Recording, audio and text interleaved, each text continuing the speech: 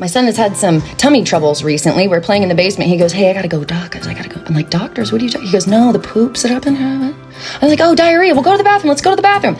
So he goes in. I'm helping my daughter with something else. He walks out with pants around his ankles, asking me to wipe his butt. And if you've ever had to wipe someone's butt who has diarrhea, you realize it's much easier to do that if they just sit on the pot instead of getting up. Mess everywhere. My daughter comes in to help me, and she's like, I'm trying to wipe him like, PG, are you okay? And then all of a sudden, she pukes.